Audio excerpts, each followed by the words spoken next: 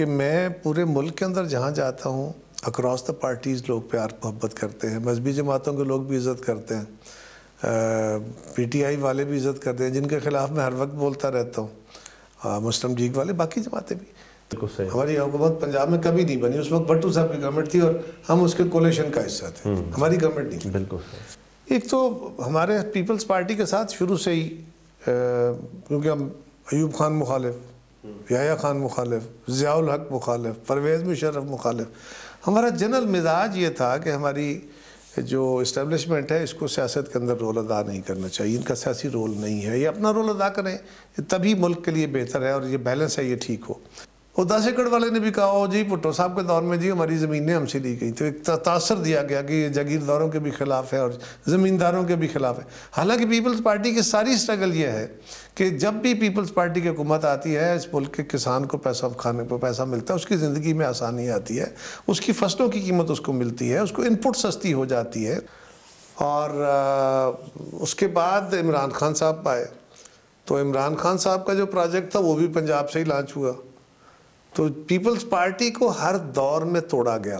لوگوں نے جو لوگ چلے خان صاحب کے ساتھ وہ تو چلے تھے بڑے خواب دیکھتے ہوئے، اس ملک کو تبدیل کرتے ہوئے، کچھ ہمارے خلاف بھی پروپیگنڈا بہت پہلے ہو چکا تھا، خان صاحب نے بھی اس کو ہوا دی، پھر جدید ٹول آ گئے یہ جو سوشل میڈیا کے اس کے، تو لوگ سراب میں آ گئے۔ اس وقت لوگ ایک ہسٹیریا کیفیت میں ہیں، تو جب یہ خواب ٹوٹیں گے، یہ سراب ختم ہوگا، جو کہ ہونا ہوتا ہے، سراب لمبے عرصے کے لیے نہیں ہوتا، یہ الٹیمیٹلی ختم ہونا ہوتا ہے۔ یہ الگ بات کہ وہاں جب سراب کے اوپر پہنچ جاتے ہیں اور آپ کا سراب ختم ہوتا ہے تو پھر آپ کو مایوسی انتہا کی ہو جاتی ہے، پھر آپ کے پاس اس سے نکل کے واپسی کے راستے بڑے تھوڑے رہ جاتے ہیں، بندہ مایوسی کے کیفیت میں چلا جاتا ہے، قومیں بھی چلی جاتی ہیں۔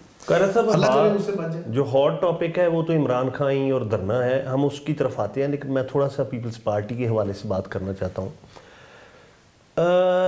جو محترمہ بے نظیر بھٹو اور نصرت صاحبہ کے حوالے سے کمپین چلی، اس میں حسین حقانی بہت سرگرم تھے نواز شریف فیملی یا ہمایوں اختر خان وغیرہ کے ساتھ، اور یہ میں اپنی انفارمیشن کی بنیاد پہ یا لوگوں کو بھی اس بات کا پتہ ہے۔ تو پھر حقانی صاحب آپ کے بھی بہت قریب آ گئے، کبھی انہوں نے یہ ایڈمٹ کیا ہے یا کنفیشن کیا ہے کہ جی میں یہ غلطی کرتا رہا؟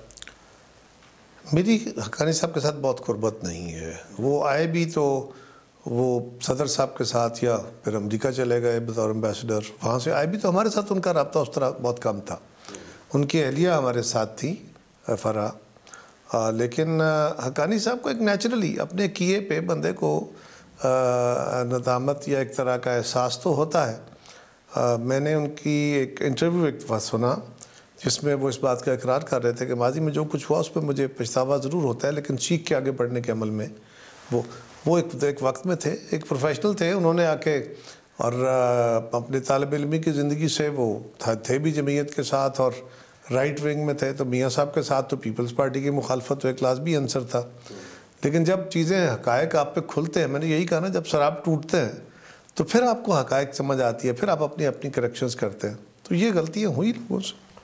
قاری صاحب ایک ضمناً ایسے ہی میرے ذہن میں سوال آ گیا، چونکہ اکثر کہیں ڈسکشن ہوتی ہے تو یہ بات آتی ہے، گجروں کی تو کوئی کاسٹ قاہرہ نہیں ہے، قاہرہ آپ کے گاؤں کا نام ہے؟ جی جی۔ اور آپ کے نام کے ساتھ کیسے لگا، یعنی فیملی نام کیسے بنائیں گے؟ بس یہ جس طرح غلط العام ہو جاتا ہے نا جی، میرے بزرگ تھے، میرے والد صاحب اور میرے چچا مرحوم، وہ والد صاحب بھی ایم پی رہے، چچا میرے ایم این اے رہے، ایم پی رہے، تو وہ اپنا جب ایڈریس ہوتا تھا نا، اس وقت خاک ڈاک تھا یا کچھ، تو وہ لکھنے میں ایسے ہوتا تھا کہ حاجی محمد اصغر آف قاہرہ یا چودھری محمد زمان آف قاہرہ، تو وہ آہستہ آہستہ وہ آف ختم ہو گیا اور قاہرہ ہو گیا، تو پھر وہ سیاست میں تھے تو ان کا تعارف ہوتے ہوتے وہ نام کا حصہ بن گیا۔ اب میرے تک آیا تو میرے نام سے زیادہ قاہرہ جو ہے وہ زیادہ لوگوں کے زبان پہ چڑھ گیا، اب لوگ مجھے میرے نام سے کم بلاتے ہیں اور میرے گاؤں کے نام سے زیادہ بلاتے ہیں۔ آپ گاؤں میں جا کے کبھی رہتے ہیں؟ جی میں وہیں ہوتا ہوں جی۔ نہیں، لالا موسیٰ تو آپ کا مطلب شہر ہے نا؟ نہیں تو وہ شہر کا حصہ ہے۔ اچھا، یعنی پہلے تھوڑا فاصلہ ہوگا اور اب شہر میں نہیں، شہر ہمارے کچھ 1/4 سٹی ہمارے گاؤں کی زمین میں بنا ہوا ہے. تو یہ لالہ موسیٰ چھوٹا سا شہر ہے. یہ کچھ 4-5 دیہات ہیں جن کی وہ زمینیں ہیں جس کے اندر یہ شہر آباد ہوا ہے. جی ٹی روڈ کے اوپر ہی ہمارا شہر شروع ہوتے ہیں، بلکہ شہر کا ہمیشہ سے وارڈ نمبر 1. جی میں گیا تھا آپ کا، میں نے پنجابی میں انٹرویو کیا تھا الیکشن سے پہلے. جی بس وہی وہ ہمارا گاؤں ہے. اچھا قاری صاحب، 2 بڑی معروف شخصیات لالہ موسیٰ سے، روشن آرا بیگم، وہ گو کہ ان کا تعلق تو آبائی کہیں اور سے تھا لیکن وہ بیاہ کے ادھر آ گئی، اور دوسرے عالم لوہار. عالم لوہار کو گاتے آپ نے سنا؟ بالکل سنا. عالم لوہار کیا عظیم فنکار تھے. ان کے بیٹے بھی ماشاءاللہ بڑا اعلیٰ گاتے ہیں، عارف. اور عالم لوہار تو میرے یہ کہہ لیجئے کہ بچپنا یا اوائل جوانی تک وہ زندہ رہے. میں نے ان کا بالکل تھیٹر سنا ہوا ہے. وہ اس وقت تھیٹر کہتے تھے اس کو، پنڈا جی بھی تھیٹر ہی کہتے ہیں. تو وہ تھیٹر ان کا بڑا مزیدار ہوتا تھا. آج کل تو ہر لوگوں کو اس کی سمجھ ہی نہیں آئے گی. بالکل صحیح. کیونکہ میلوں ٹھیلوں پہ وہ تھیٹر لگتے تھے اور سرکسیں لگتی تھیں اور موت کے کنویں ہوتے تھے. اس زمانے میں بڑے مشہور نائشن بھٹی، بالی جٹی کا اور عالم لوہار کا یہ بڑا مقابلہ ہوتا تھا ان دونوں کے تھیٹرز کا. اور وہ کمال کے لوگ تھے کہ ہمارے گھر میں بھی والد صاحب کے ساتھ بڑا تعلق تھا ان کا. تو سادہ لو آدمی تھے، بڑے مزاج. تو ایک دفعہ کچھ مہمان آئے تو ان کو، وہ بھی ہمارے ساتھ کھانے پہ مدعو تھے، تو انہیں سب نے مطالبہ کر دیا کہ جی کچھ گیت سنائیں. تو یقین جانیے وہ بغیر کسی ساز کے وہ اتنے شاندار گاتے تھے.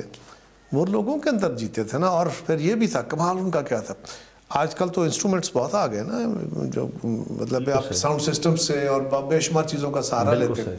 وہ ایک سمپل لاؤڈ سپیکر ہوتا تھا، ایک سامنے وہ مائک ہوتا تھا، اس کے اوپر رومال بندھا ہوتا تھا، اور وہ ساری رات گاتے رہتے تھے. بالکل صحیح. یعنی ان کے ساتھ وہ ایک جوڑی والا، چمٹے والا، چمٹا تو خود ہوتا تھا اور ڈھولک ہوتی تھی، اور کبھی کبھار ان کے ساتھ ایک خاتون ان کے ساتھ ہوتی تھی اور کبھی وہ خود ہوتے تھے. تو میں نے گھنٹوں اپنے بچپن میں گھنٹوں ان کو لگاتار گاتے سنا. تو وہ تو بڑے عظیم لوگ تھے. پنجاب میں ویسے اور روشن آرا بیگم تو جی بہت بڑا نام تھی. وہ ویسے تو بمبے سائڈ سے تھی. ہمارے ہاں چودھری احمد خان صاحب مرحوم، وہ وہاں پہ پولیس آفیسر تھے. تو وہاں ان کی شادی ہو گئی، پھر وہ یہاں شفٹ ہو گئی. تو جس محلے میں وہ رہتی تھی بڑا خوبصورت گھر تھا، ہمارے شہر کا سب سے اعلیٰ گھر انہوں نے بنایا تھا. بڑا، اب وہ بھی نمونہ تھا ایک پورا. تو ان کی اولاد نہیں تھی، لیکن وہ اتنی کمال کی خاتون تھیں کہ وہ ریاض کرتی تھی. اس کے لیے ان کا تہ خانہ تھا. ان کی آواز محلے والے نہیں سنتے تھے. محلے میں آنا جانا اگر تھا، وہ بڑی باپردگی کے ساتھ ساڑی پہنتی تھی. میں نے دیکھا ہوا تھوڑا سا بچپن میں ان کو، لیکن بہت کمال کی دونوں جی بالکل ہمارے شہر کی شناخت ہے. اب چونکہ لالہ موسیٰ کا ہی ذکر شروع ہو گیا تو تھوڑی سی اس پہ بھی ذرا بات کر لیں. میں جب الیکشن سے پہلے آپ کا انٹرویو کیا تو آپ بھی بڑے پر امید تھے، اور میری اپنی یہ بھی اسیسمنٹ تھی کہ شاید اس دفعہ آپ جیت جائیں. لیکن وہ جیت تو فضائیہ چیف کے بھائی صاحب نصیر سدھو صاحب جیت گئے. چلے کچھ اشارہ آپ نے کر دیا، کچھ حالات ایسے تھے، ہو گیا. It was very sad. بڑا اعلیٰ کمپین تھی، میرے ساتھ لوگوں کا بہت پیار تھا. اور میں عمر صاحب سچی بات ہے، میں اللہ کا بہت شکر ادا کرتا ہوں، جتنا ادا کروں کم ہے، کہ میں پورے ملک کے اندر جہاں جاتا ہوں اکراس دا پارٹیز لوگ پیار محبت کرتے ہیں. مذہبی جماعتوں کے لوگ بھی عزت کرتے ہیں، پی ٹی آئی والے بھی عزت کرتے ہیں جن کے خلاف میں ہر وقت بولتا رہتا ہوں، مسلم لیگ والے، باقی جماعتیں بھی. تو میرے اپنے علاقے کے لوگ یا میرے شہر کے لوگ تو لٹرلی مجھ سے پیار کرتے ہیں بہت. میرے سے کوئی گلہ بھی نہیں ہے. پھر کوئی ہوا ایسی چلی، کچھ میڈیا کی کمپین ایسی تھی، لیکن جنرلی بہت ہی اعلیٰ کمپین. لوگوں نے خود بہت خرچ کر کے میری کمپین چلائی. قاری صاحب، ایک وہ شبر زیدی ایف پی آر کے چیئرمین رہے ہیں، اور جی کراچی والے بڑے اعلیٰ. انہوں نے کہا، لوگ کہتے ہیں جی زرداری نے پیپلز پارٹی کو بچا لیا، کھڑا کر دیا، ایک زرداری 100 پہ بھاری. تو انہوں نے تو پیپلز پارٹی کو ختم کر دیا، صرف سندھ تک محدود کر دیا. تو لاہور میں انہوں نے کہا میں خود لاہور سے ہوں، لاہور پیپلز پارٹی کے ڈائی ہارڈ لوگ کارکن تھے، جالے ہوتے تھے. تو انہوں نے تو بالکل صفایا کر دیا پورے پاکستان سے، اور سندھ تک محدود کر دیا. دیکھیں اگر زرداری صاحب کی کمزوری کی وجہ سے پارٹی کا نقصان ہوتا تو پھر سندھ میں بھی ہوتا نا. یہ تو نہیں ہوتا کہ جہاں ہماری حکومت رہتی ہے. محترمہ کی زندگی میں بھی کبھی پنجاب میں حکومت بنتی تھی, کبھی نہیں بنتی تھی. سندھ میں تو وہاں اس وقت گورنمنٹ ہوا. پنجاب میں بھی محترمہ کے زمانے میں مشکل سے حکومت ایک آدھ بار بنی ہی نہیں جی. بالکل صحیح. ہماری حکومت پنجاب میں کبھی نہیں بنی. اس وقت بھٹو صاحب کی گورنمنٹ تھی اور ہم اس کے کولیشن کا حصہ تھے, ہماری گورنمنٹ نہیں. بالکل صحیح. لیکن جو پنجاب کے اندر ہوا نا جی, ایک تو ہمارے پیپلز پارٹی کے ساتھ شروع سے ہی کیونکہ ہم ایوب خان مخالف, یحییٰ خان مخالف, ضیاء الحق مخالف, پرویز مشرف مخالف. ہمارا جنرل مزاج یہ تھا کہ ہماری جو اسٹیبلشمنٹ ہے اس کو سیاست کے اندر رول ادا نہیں کرنا چاہیے. ان کا سیاسی رول نہیں ہے, یہ اپنا رول ادا کریں, تبھی ملک کے لیے بہتر ہے اور یہ بیلنس ہے, یہ ٹھیک ہو. اس کی وجہ سے ایک تناؤ بہت تلخ رہا اور پھر بھٹو صاحب کی شہادت کے بعد کچھ اور زیادہ ہو گیا. تو پیپلز پارٹی ہمیشہ سے ٹارگٹ رہی. دوسرا جو پنجاب کا جو سرمایہ دار تھا, بھلے وہ بعد میں پیپلز پارٹی کی اس نیشنلائزیشن کی پالیسی کی وجہ سے ہی بنا, یعنی بہت ساری صنعتیں جو لگی, میں کئی دفعہ صنعت کاروں سے پوچھتا ہوں کہ یار آپ لوگ جو صنعتیں لگا کے بیٹھے ہو, اگر بھٹو صاحب کے دور میں یہ بینک نیشنلائز نہ ہوتے اور یہ پرمٹ سسٹم فیکٹریاں لگانے کا ختم نہ ہوتا, انشورنس کمپنیاں نیشنلائز نہ ہوتی, تو یہ تو چند خاندانوں کے بینک سے انہی کو لون ملتے, انہی کی فیکٹریاں لگتی, وہی 22 خاندان گرو کر رہے ہوتے تھے. تو آپ کو تو اس کا بینیفٹ ملا کیونکہ اس کے بعد نہ وہ پرمٹ رہ گئے اور بینکوں کے پاس پیسہ بہت تھا. ضیاء الحق کے دور میں آ کے بے شمار صنعتیں آپ لوگوں نے لگائیں. اگر وہ بینک نیشنلائز نہ ہوئے ہوتے تو آپ کیسے لگاتے؟ تو لیکن ایک لوگوں کا مزاج ہے کہ جی وہ دیکھیں جی ہماری صنعتیں جو ہیں وہ بھٹو صاحب کے دور میں, حالانکہ وہ اس وقت ایک انٹرنیشنل اس کا اکانومی کا بھی حصہ تھا اور اس کے بڑے اچھے ثمرات بھی تھے, کچھ غلطیاں بھی تھیں.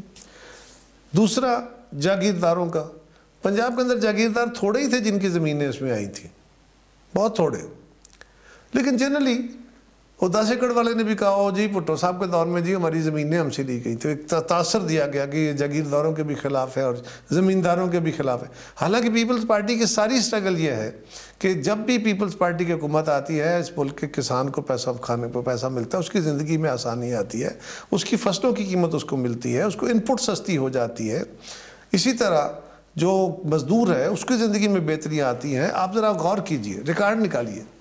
میں دعوے سے کہہ رہا ہوں کہ پیپلز پارٹی کی جب گورنمنٹ آتی ہے, پاکستان کی اگر ایکسپورٹس بڑھتی ہیں تو صنعت چلتی ہے, تو ایکسپورٹس بڑھتی ہے نا, اور تو کوئی ذریعہ نہیں ہوتا.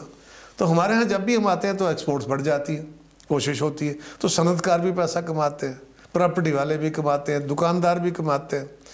اس کے باوجود ایک مائنڈ سیٹ تھا. پھر جو مذہبی طبقہ تھا وہ بھی پیپلز پارٹی کے خلاف رہا. انہوں نے بھی یہ ایک تصور رکھا کہ جی پیپلز پارٹی تو سیکولر جماعت ہے اور پیپلز پارٹی تو ہمارے خلاف, تو فتاویٰ آپ کو پتہ ہی ہے کیسے کیسے آتے رہے. پھر یہ جو ہمارے ہاں نئے تجربے ہوئے پیپلز پارٹی کے خلاف, تو اس کی قیادت بھی پہلے کوشش کی گئی محمود خان جنیجو صاحب کو سندھ سے پیپلز پارٹی کے خلاف کھڑا کرنے کی, اور بھی کچھ لوگوں کو کوشش کی گئی, لیکن وہ کامیابی نہ ہوئی. تو پھر جتوئی صاحب کو کوشش کی گئی, پھر انہوں نے میاں صاحب کو لانچ کیا. تو میاں صاحب کی جو جماعت کھڑی ہوئی اس کا بھی گڑھ پنجاب تھا. پھر پنجابی جو نیشنلزم تھا, نیرو نیشنلزم, اس کو بھی اجاگر کیا گیا. اور اس کے بعد عمران خان صاحب آئے, تو عمران خان صاحب کا جو پروجیکٹ تھا وہ بھی پنجاب سے ہی لانچ ہوا. تو پیپلز پارٹی کو ہر دور میں توڑا گیا. ہوتا گومن صاحب یہ ہے کہ جب پروسیس کے اندر پولیٹیکل پارٹیاں مضبوط ہوتی ہیں, لوگ کسی نظریے کی بنیاد پہ کھڑے ہوتے ہیں, تو پھر افراد غیر اہم ہو جاتے ہیں اور نظریہ اور جماعت مضبوط ہو جاتی ہے.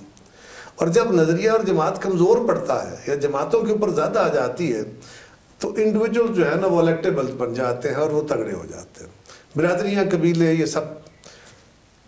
بھٹو صاحب کے بعد یہ سارا عمل ہوا کہ جو برادریاں, قبیلے, ادروائز ہمارے جو پرانے رشتے تھے جاگیرداری اور سرمایہ داری کے, جاگیرداری کے خاص طور پر, وہ جب کمزور ہوئے تو وہ ضیاء الحق کے دور میں آ کے پھر اسی برادریزم کو اور اسی فرقہ واریت کو اور اسی سب چیزوں کو پروموٹ کیا گیا. بلکہ 85 کے جو غیر جماعتی الیکشنز ہیں اس کے جو ایک پیرافرنیلیا یا پینر ایک بنا اس کا, اس سے ابھی تک ہماری سوسائٹی نہیں نکل سکی. دیکھنا جی ایک اور چیز سمجھیے, ضیاء الحق ایک تو ماشاء اللہ لگا اور اس نے بہت ساری جو خرابیاں کی وہ اپنی جگہ، ایک ان کا نیچرل فنامنا تھا۔ بھٹو صاحب جو ایک جماعتوں کو، سیاسی عمل کو، سیاسی نظریے کو پروموٹ کرنے والے تھے یا سیاسی جماعتیں، اب نیچرلی اگر وہ سیاسی نظریہ پروموٹ ہوتا تو ضیاء الحق صاحب کا مارشل تو پروموٹ نہیں ہو سکتا تھا، وہ نیچرل ایک دوسرے کے انیمیز تھے۔ تو انہوں نے کیا کرنا تھا کہ جو سیاسی عمل کے اندر برادریاں ٹوٹی، قبیلے ٹوٹے، انہوں نے واپس اس شناخت کو، اگر وہ ٹوٹتے چلے جاتے، بھٹو صاحب کے بعد یہ عمل جاری رہتا تو آج ہم ایک ڈیموکریٹک سماج ہوتے۔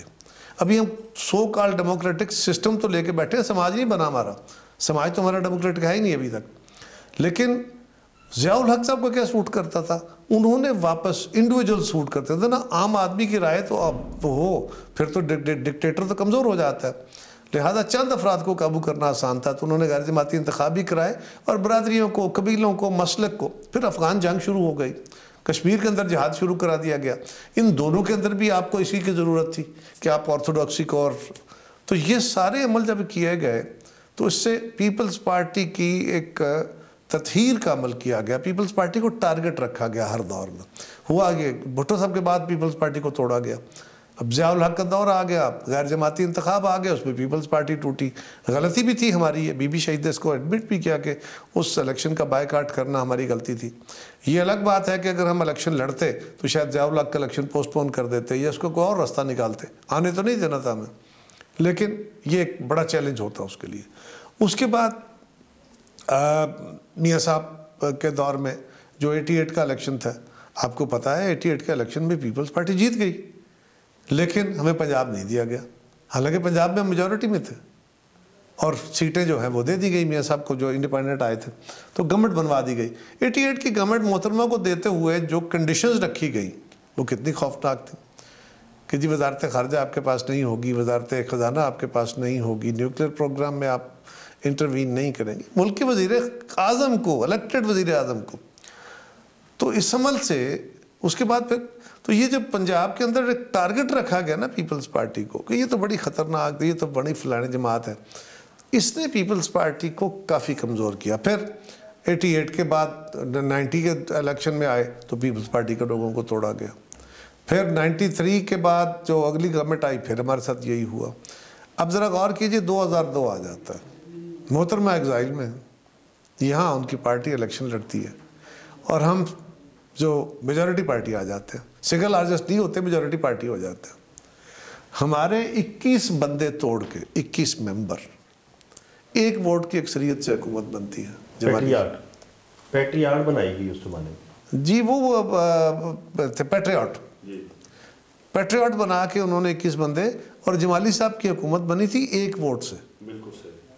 سو پیپلز پارٹی کو توڑا گیا، اس سے پہلے بھی توڑا گیا، لیکن الیکشن جیتنے کے بعد پھر الیکٹیبل جو ہمارے ہوتا کیا کہ الیکٹیبل اب بناتے ہیں لوگوں کا، پارٹی ووٹ ٹکٹ دیتی ہے، بندہ کھڑا ہوتا ہے، ایم این اے بنتا ہے، اس کی شکل میں آیا، مجھے کون جانتا تھا 2002 میں 2002 میں مجھے پارٹی نے ٹکٹ دیا، میں نے الیکشن لڑا، دوستوں نے محنت کی، بھاگ دوڑ کے چلو جی کامیاب ہو گئے۔ اس کے بعد اسمبلی میں آ گئے، تھوڑی شکل شناسائی ہو گئی، میڈیا پہ آنے لگ گئے، تو علاقے میں بھی کوئی کام وام کو رشتے تعلق بنائے، اگلا الیکشن پھر جیت گئے۔ تو میری پارٹی نے میری ایک شکل بنا دی، اللہ نے کرم کیا، ایک شکل بن گئی۔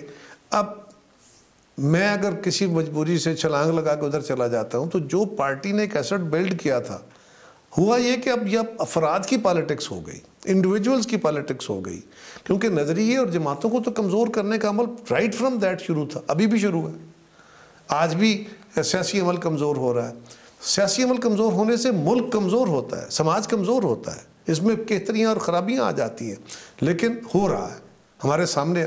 تو یہ ایک بنیادی قضیہ تھا جس کی وجہ سے پیپلز پارٹی کیا ہوا، 2013 کے انتخاب میں کیا ہوا، 2018 کے انتخاب میں کیا ہوا، 24 کے انتخاب میں کیا ہوا، بہت کچھ ہے، لیکن ہم سمجھتے ہیں کہ تصادم مسئلے کا حل نہیں ہے، تصادم سے کبھی بھی چیزیں بہتری کی طرف نہیں جاتی۔ جن معاشروں میں انقلاب آئے ہیں، وہ انقلاب روس ہو یا انقلاب چین ہو، اس کی بہت خوفناک قیمتیں ہیں اور اس کی اور بہت ساری کوالیفیکیشنز ہیں۔ ہم نے ایوالو ہونا ہے، ایوولوشن کے لیے ہمیں سماجی تحریک کے ذریعے اپنے لوگوں کے اندر اویئرنیس پھیلانی ہے۔ یہ جو ہمارے یہاں ایک تصور ہے نا جی کہ قانون بن گیا تو اس پہ عمل کیوں نہیں ہو رہا، اچھا جی حکومت ٹیکس کیوں نہیں اکٹھے کر رہی, یہ جی پولیس اچانک ٹھیک کیوں نہیں ہو جاتی. تو لوگ جو ادارے ہوتے ہیں نا ان کے رویے انسانوں جیسے ہوتے ہیں. بندے کو سگریٹ پینے کی عادت پڑ جائے نا تو یہ چھوٹی سی عادت ہوتی ہے لیکن اس کو چھوڑنا ایک عذاب ہو جاتا ہے. انسٹیٹیوشنل میموریز بھی اسی طرح ہوتی ہے.